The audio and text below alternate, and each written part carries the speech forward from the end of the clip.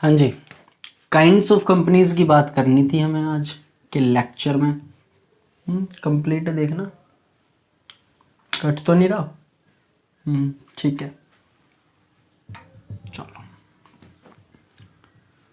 Kinds of companies की बात करनी थी हमें कि कंपनी के जो प्रकार हैं वो कितने हैं। ठीक है, इसे कंपनीज कर देते हैं। चलो हाँ, इसे कंपनीज कर देते हैं।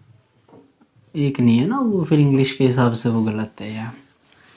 सबसे पहले हम पढ़ेंगे ओपीसी। ओपीसी का मतलब क्या है यहाँ पर? One person company. हम क्या पढ़ेंगे? सबसे पहले ओपीसी पढ़ेंगे, जिसका मतलब होता है वन पर्सन कंपनी। क्या होती है, कैसे होती है, वो देखेंगे हम। दूसरा हम पढ़ने वाले हैं प्राइवेट कंपनी। ठीक है, एंड थर्ड एंड लास्ट हम लोग पढ़ेंगे पब्लिक कंपनी। गवर्नमेंट मत कह देना कि ये प्राइवेट है तो वो गवर्नमेंट होगा ना बच्चे। गवर्नमेंट कंपनीज, कुछ कंपनीज पब्लिक मानी जाती हैं, ठीक है, वो सही है आपकी बात, बट गवर्नमेंट कंपनी में और पब्लिक कंपनी में भी अंतर होता है। ठीक है, one person company, private company और पब्लिक कंपनी, ये हमें देखनी है धीरे धीरे, वन बाय वन करके हम इन तीनों को आज ख़त्म कर डालेंगे। कोशिश मेरी यही रहेगी, थोड़ा स्पीड में रहेंगे। ठीक है, चलो।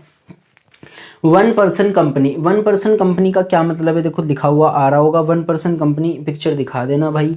One person company is a company which has only one person as a member. जिस कंपनी का सिर्फ एक ही मेंबर होगा उसे हम वन पर्सन कंपनी बोलेंगे। Rule 3 of the companies incorporation rules 2014 provides that. Sir companies act तो 2013 था, ये 14 कहाँ से आ गया भाई? रूल्स लिखा हुआ है, एक्ट नहीं लिखा हुआ।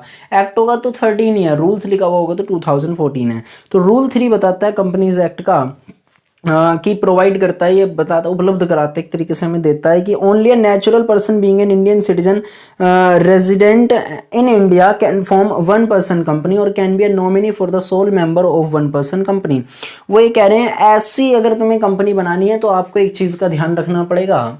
सबसे पहला पॉइंट आपको ध्यान रखना पड़ेगा यहाँ पर क्या, कि एक तो आप ना इंडियन सिटीजन हो, आप तो एक तो क्या हो, इंडियन हो, और उसके साथ साथ रेजिडेंट इन इंडिया हूँ।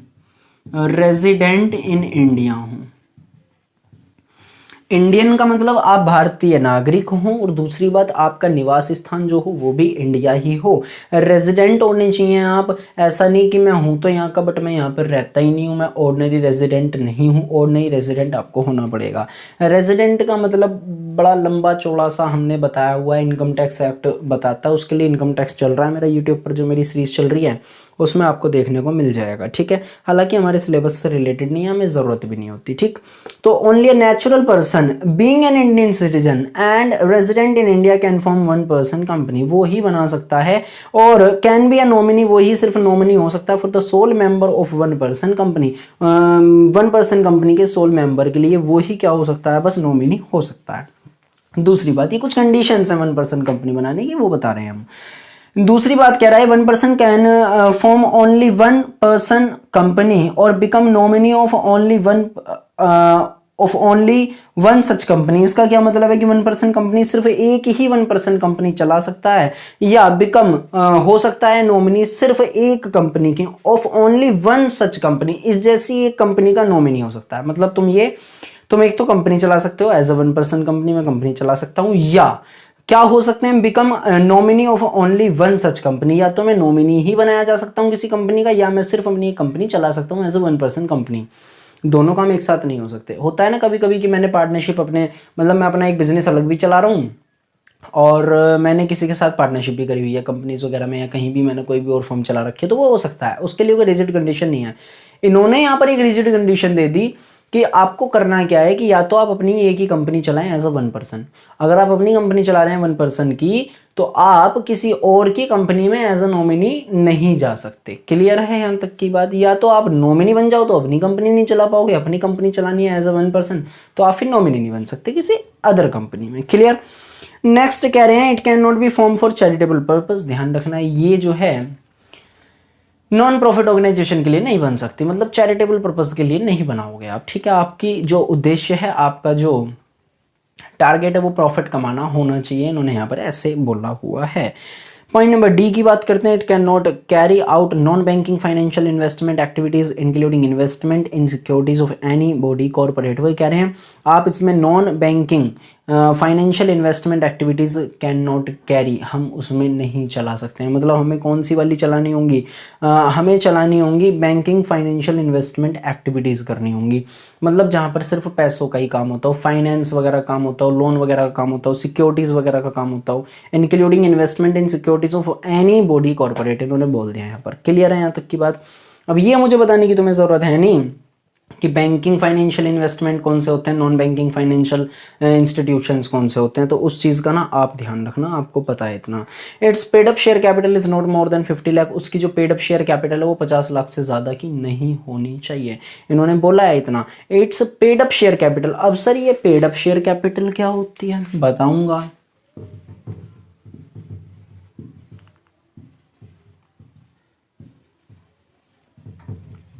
पेड अप शेयर कैपिटल बस कितनी होनी चाहिए, 50 लाख तक की होनी चाहिए। उससे ऊपर इनकी जो कैपिटल है कौन सी वाली, पेडअप वाली, वो नहीं होनी चाहिए, इन्होंने यहाँ पर ऐसा बोला हुआ है। सर क्या होती है paid up share capital, will talk about that, हम उसके बारे में भविष्य में बात करेंगे, बाद में बात करेंगे। पॉइंट नंबर एफ जो इन्होंने बोला है last point, it's average annual turnover of 3 years does not exceed 2 crore. इन्होंने बोला हुआ है कि 2 करोड़ से ज़्यादा का आपका पिछले 3 सालों का हम डाटा लेंगे, पिछले 3 सालों के डाटा में उसका एवरेज निकालेंगे, और आपका टर्नओवर मीन्स आपकी सेल या आपकी सर्विस, यहाँ पर तो सर्विस ही होगी, सेल तो यहाँ पर होने से रही, वो 2 करोड़ से ज़्यादा की नहीं होनी चाहिए, पिछले 3 सालों का एवरेज हम लेंगे। ठीक है, इन्होंने यहाँ पर इतनी सारी कंडीशन से बताई हुई हैं, इतनी सारी से मतलब 2 4 6 इन्होंने कंडीशन दी हुई हैं। अगर ये आप कंडीशन फॉलो करते हैं तो आपकी कंपनी क्या मानी जाएगी, 1% कंपनी मानी जाएगी।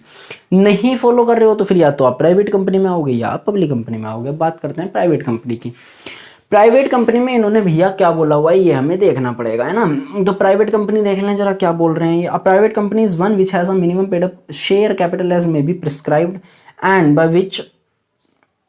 विच by its article of association. As may be prescribed का मतलब होता है go to the rules, as may be prescribed का मतलब होता है गो टू द रूल्स, मतलब ये कि जैसे रूल्स में लिखा हुआ है। अब क्या लिखा हुआ है रूल्स में, रूल्स का मैटर क्या है, आपको ना एक चीज़ यहाँ पर क्लियर कर दूं मैं कि पेड अप शेयर कैपिटल चाहे वो प्राइवेट कंपनी की हो चाहे वो पब्लिक कंपनी की हो, हम उसे खुद से डिसाइड करते हैं। कौन करता है, प्रमोटर्स करते हैं। कौन करता है, प्रमोटर्स।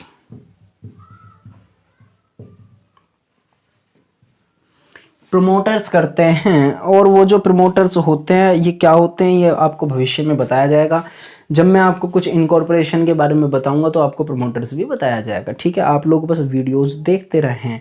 आपने कोई भी सीरीज़ में 1-2 वीडियो छोड़ दी तो भाई फिर आपका देखना बेकार है। आप ऐसे मत करना कि पहली वीडियो देखने के बाद तुरंत 5वीं पे चले जाओ ना, आपको 1 बाय 1 जैसे मिलती जा रही हैं लेक्चर्स ऐसे ही आपको पढ़ने पड़ेंगे। ठीक है, तो एक प्राइवेट कंपनी एक वो कंपनी होती है जिसकी minimum paid up share capital कितनी होगी, ये आपकी लिखी हुई होगी कहाँ, आर्टिकल ऑफ एसोसिएशन में या as may be prescribed. Go to the rules वाली बात, या तो रूल्स पर चले जाओ जितनी भी होगी, या फिर आपने क्या कर रखा होगा, आर्टिकल ऑफ एसोसिएशन बना रखा होगा, तो जो उसमें आपने लिख रखी है, प्रमोटर्स ने लिख रखी है, वो आपकी पेड अप कैपिटल मानी जाएगी। मिनिमम पेड अप कैपिटल की बात कर रहे हैं। दूसरी बात इन्होंने बोला है point number 1, restricts the right to transfer its shares if any. वो ये कह रहे हैं कि वो रेस्ट्रिक्ट्स है, मतलब वो प्रतिबंध लगाता है किस पर, अपने शेयर्स को ट्रांसफर करने पर। ये चीज़ तो हमने डेफिनेशन में भी देखी थी कि प्राइवेट कंपनी के जो शेयर्स हैं वो एकदम से ट्रांसफर नहीं हो सकते, वो उस पर रेस्ट्रिक्शंस लगाते हैं। ठीक है, point number B, except in the case of 1% company limits the number of its member excluding its present or past employees member to 200। वो ये कह रहे हैं जो आपकी मेंबर की लिमिट है ना, हम 1% कंपनी को हटाते हैं। प्राइवेट कंपनी की अगर बात करें तो 200 मेंबर आपके प्राइवेट कंपनी में हो सकते हैं। कितने, 200 मेंबर हो सकते हैं। सर मिनिमम तो इन्होंने बताया ही नहीं है, मिनिमम लिखा भी नहीं है मिनिमम भी, नीचे आओगे मिल जाएगा। मिनिमम कितने हो सकते हैं, 2, और मैक्सिमम कितने हो सकते हैं, 200 in the private company. Members की बात हो रही है। सर पब्लिक कंपनी के टाइम पर हम पब्लिक कंपनी पढ़ेंगे, पब्लिक कंपनी के टाइम पर मिनिमम 7 है वहाँ पर, और जो पब्लिक कंपनी में लिमिट है मैक्सिमम की कोई लिमिट नहीं है, कितने भी हो सकते हैं। ठीक है, 1% कंपनी में ध्यान रखना एक ही मिनिमम और एक ही मैक्सिमम मेंबर बस। ठीक, तो पॉइंट नंबर बी में उन्होंने बोल दिया कि 200 मेंबर हो सकते हैं, बस प्रेजेंट और पास्ट एम्प्लॉयज़ को हटा दें हैं, जो आपके करंट में चल रहे हैं उनको हम लेंगे बस, ठीक है, एक्सक्लूडिंग इट्स प्रेजेंट और पास्ट एम्प्लॉयज़ मेंबर्स टू 200। आगे बढ़ते हैं, whereas shares are held by 2 और more persons jointly they shall be treated as a single member. उन्होंने ये बताया कि अगर एक बंदे ने शेयर ले रखा हो, कोई एक या दो बंदों ने एक मिलकर ले रखा हो शेयर, ए और बी ने मिलकर एक शेयर ले रखा है कंपनी का, तो वो एक ही सिंगल बंदा माना जाएगा, वो दो बंदे नहीं माने जाएंगे। उन्होंने यहाँ पर ये बोला है। Point number C, prohibits any invitation to the public to subscribe for any securities of the company. वो कहते हैं कि आप ना प्रोस्पेक्टस इशू नहीं कर सकते पब्लिक में, private company can not issue prospectus to invite the public to subscribe the shares. मतलब ये कि वो इन्विटेशन का मतलब क्या होता है, प्रोस्पेक्टस पढ़ोगे ना, प्रोस्पेक्टस आप पढ़ोगे, उसे बोलते हैं हम एक तरीके से ऑफर या एडवर्टाइजमेंट। एडवर्टाइजमेंट नहीं करा सकते आप जब इशू करेंगे ना हम शेयर्स को, तो पब्लिक कंपनी तो न्यूज़पेपर वगैरह में ऐड वगैरह निकाल सकती है कि भाई हमारे चलो इस कंपनी के शेयर्स बिक रहे हैं, आप लोग परचेज कर लो, बट प्राइवेट कंपनी ऐसा नहीं कर सकती। इन्होंने यहाँ पर वही बात बोली हुई है, सीधे सीधे शब्दों में इन्होंने मना करा है। प्रोहिबिट्स मना करता है, मना करना, any invitation to the public, कोई भी आप इन्विटेशन नहीं देंगे पब्लिक को टू सब्सक्राइब करने के लिए for any securities of the company, company की किसी भी सिक्योरिटीज को खरीदने के लिए, ठीक है, कोई दिक्कत ही नहीं है इसमें। तो चलो आगे बढ़ते हैं थोड़ा सा। अ private company must have at least 2 member, minimum 2 member तो होने चाहिए प्राइवेट कंपनीज के केस में। इन्होंने सेक्शन ने बोला, ये section 2 sub section 68 of the companies act 2013 में बोलेगी ये बात, ठीक है। और दूसरी बात, a name of a private company ends with the name ends with the words private limited. मैंने कहा यहाँ पर गुप्ता जो कंपनी है, गुप्ता एंड कंपनी है कोई, अब मैं कहने लगूँ नहीं ये प्राइवेट लिमिटेड है, तो भैया प्राइवेट लिमिटेड कंपनी है तो इसके साथ में तुम्हें प्राइवेट वर्ड जोड़ना पड़ेगा। आप क्या लिखोगे इसे, गुप्ता, आप इसे क्या लिखोगे, दिख रहा है यहाँ पर private limited, Gupta private limited LTD लिख दोगे आप इसे। प्राइवेट को लिखते हैं PVT, प्राइवेट को लिखते हैं PVT और लिमिटेड वर्ड को लिखते हैं LTD, ठीक है। आप अभी कभी कभार अगर कंपनीज का नाम देखते हो तो या तो वहाँ पर लिखा हुआ होगा लिमिटेड या लिखा होगा प्राइवेट लिमिटेड। लिमिटेड लिखा हुआ है तो वो पब्लिक कंपनी है, और अगर प्राइवेट लिमिटेड लिखा हुआ है तो वो प्राइवेट कंपनी है, ध्यान रखना इस बात का, ठीक है। ओके सर, आगे बढ़ते हैं, बात करते हैं पब्लिक कंपनी की, ठीक है। हमने OPC देख लिया, 1 पर्सन कंपनी, प्राइवेट कंपनी देख ली, बात करते हैं हम पब्लिक कंपनी की, ठीक है जी सर।